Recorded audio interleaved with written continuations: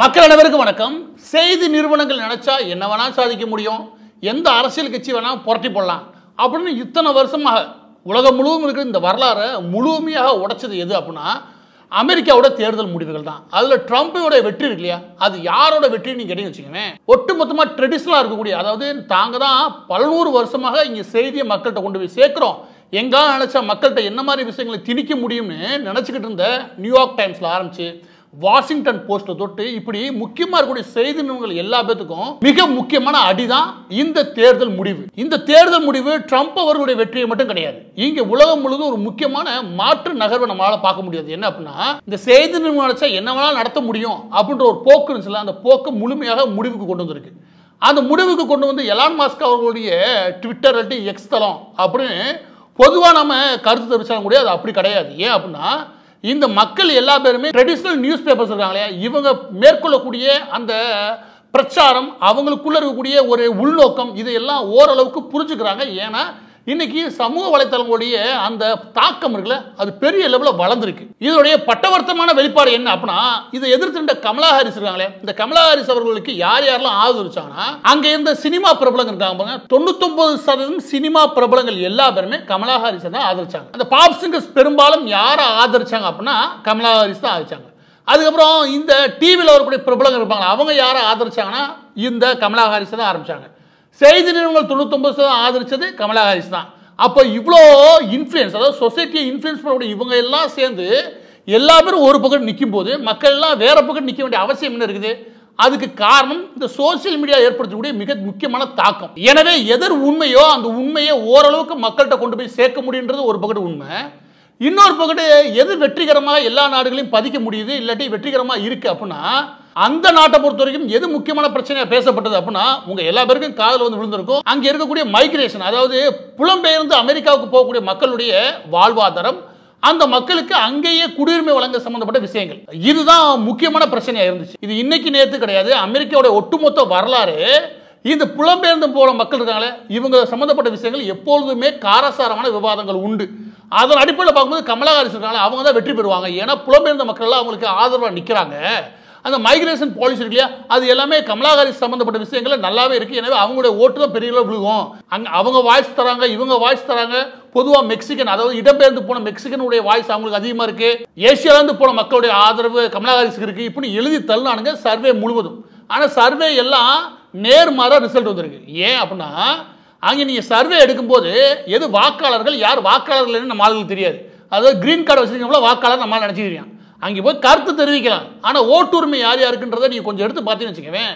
இந்த கிரீன் கார்டுனா என்ன, அங்கே குடியுரிமைனா என்ன, குடியுரிமை என்னென்ன வகைப்பட்டிருக்குது, அன்டாக்குமெண்டட் பர்சன்னா யாரு, டாக்குமெண்டட் பர்சனா யாரு, அன்டாக்குமெண்டட் மைக்ரேஷன் பீப்புள்ஸ் அவங்க எப்படி ஹேண்டில் பண்ணுறாங்க, இது எல்லாமே புள்ளி விவரத்தில் அவங்க வச்சிருப்பாங்க. நீங்கள் எடுத்து பார்த்தா மட்டும்தான் இதில் சும்மா கத்துறதுக்கும் ஒரு உண்மைக்குமான வித்தியாசம் உங்களுக்கு புரியும். இப்போ இது சம்பந்தப்பட்ட நிதர்சனமான உண்மைகளை பேசுறதுக்கு முன்னாடி நான் எப்பவும் சொல்லக்கூடிய ஒரு முக்கியமான விஷயத்தை சொல்லிடுறேன். அது என்ன அப்படின்னா, டேர்ம் இன்சூரன்ஸ். அதுவும் முக்கியமாக என்ஆர்ஐக்கு, வெளிநாடுகளில் வாழக்கூடிய என்ஆர்ஐ பொறுத்த வரைக்கும் இங்கே ஏன் இன்சூரன்ஸ் இருக்க வேண்டியது அவசியமா இருக்கு அப்படின்னு கேட்டீங்கன்னா, இந்த டேர்ம் இன்சூரன்ஸை பொறுத்த வரைக்கும் அங்கே இருக்கிறத விட, அங்கே இருக்கிற தொகையை விட அந்த பிரீமியம் அமௌண்ட் இருக்குல்ல, அது சுமார் 35-40% குறைவு.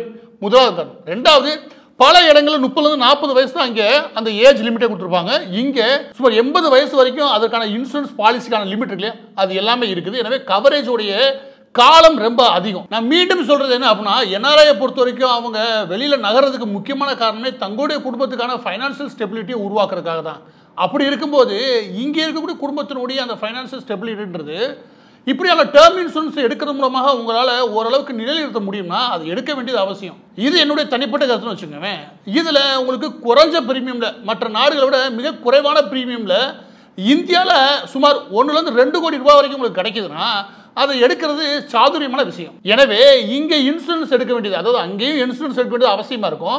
ஆனால் டேர்ம் இன்சூரன்ஸை பொறுத்த வரைக்கும் இங்கேயும் எடுத்து வைக்க வேண்டியது அவசியம். இது சம்பந்தப்பட்ட மேலும் விவரங்களுக்கு இந்த டிஸ்கிரிப்ஷனில் லிங்க் கொடுத்துருக்கேன், அதை பின்தொடர்ந்து நீங்கள் அது சம்பந்தப்பட்ட விஷயங்களை பாருங்கள். சுமார் 51க்கும் மேற்பட்ட நிறுவனங்கள் என்ன மாதிரியான இன்சூரன்ஸை என்ஆர்ஐ சம்பந்தப்பட்ட மற்ற நபர்களுக்கு வழங்குது. எடுத்துக்காட்டுக்கு மாதம் 809 ரூபா இந்த டேர்ம் இன்சூரன்ஸ் எடுத்தால் 2 கோடி வரைக்கான கவரேஜ் கொடுக்குற ஆப்ஷன்ஸ்லாம் இங்கே உண்டு.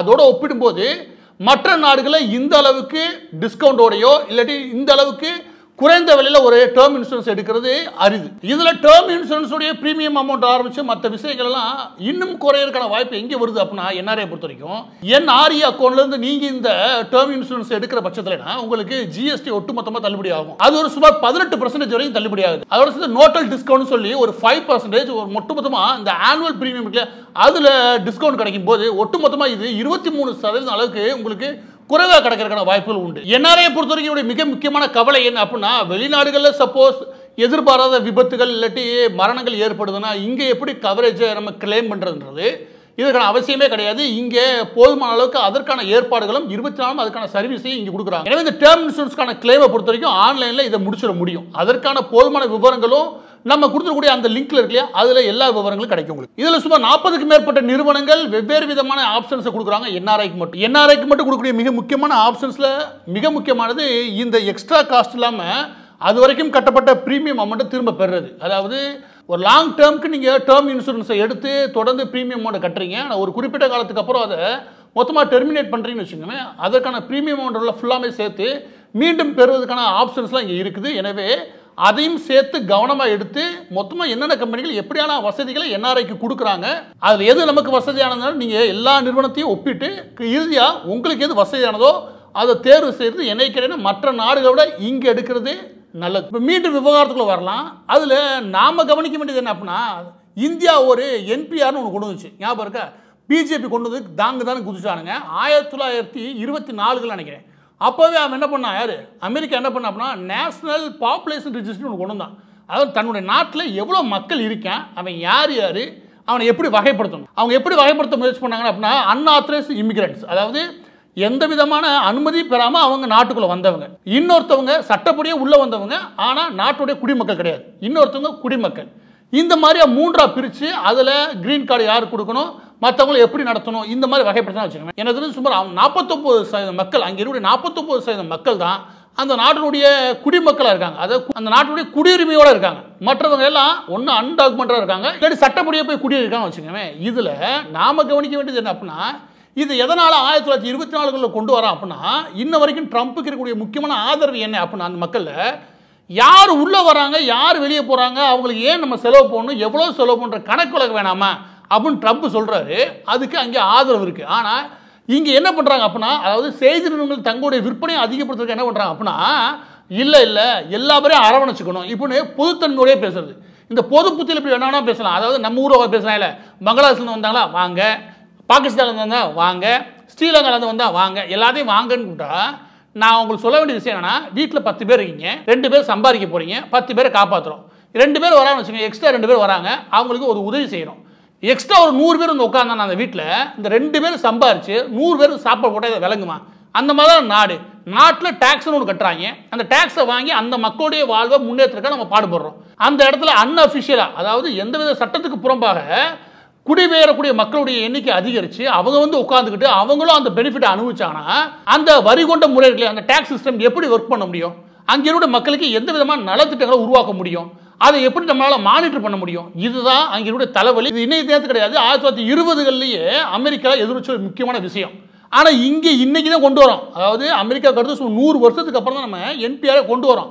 அது கொண்டு வரக்கே குதிச்சுட்டு இருக்கானுங்க.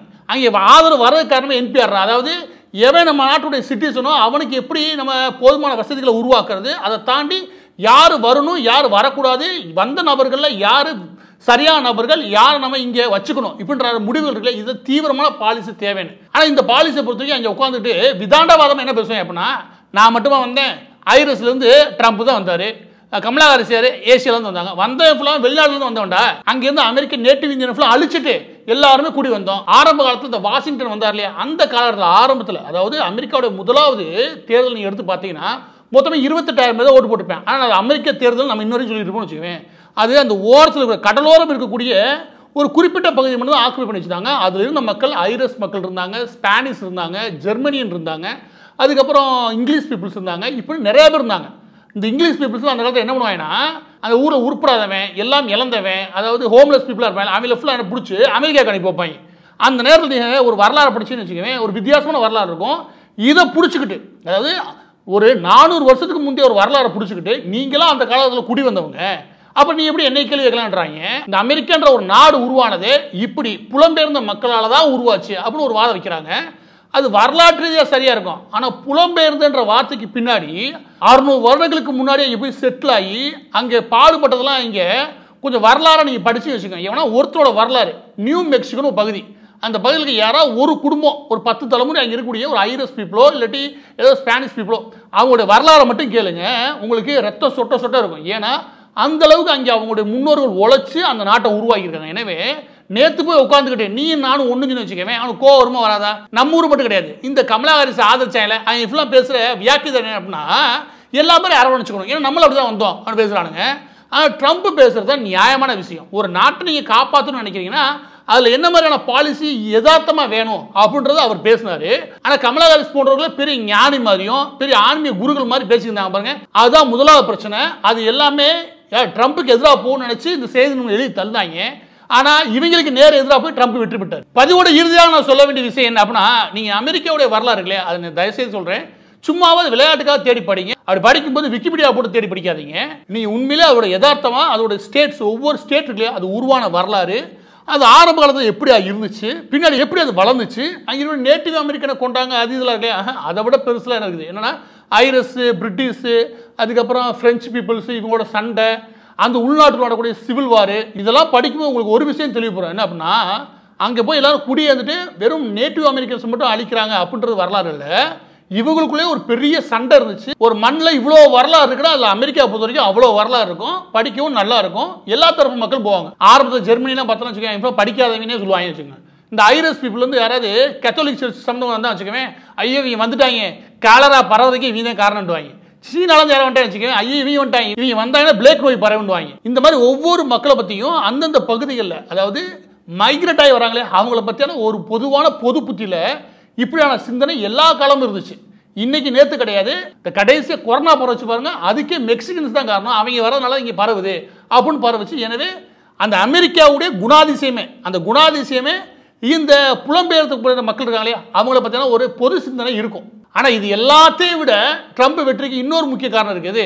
பத்திரிகைகள்லாம் வரிஞ்சு கட்டிட்டு எழுதுன விஷயம் என்ன தெரியுமா, குழந்தைகளுடைய செக்ஸ் இருக்கு இல்லையா, அதாவது குழந்தைகளுடைய பாலினம், அதை நீங்கள் தீர்மானிக்க கூடாது. அப்புறம் எவன் தீர்மானிப்பேன், அதை வந்து அந்த குழந்தைகளே தீர்மானிக்கும்.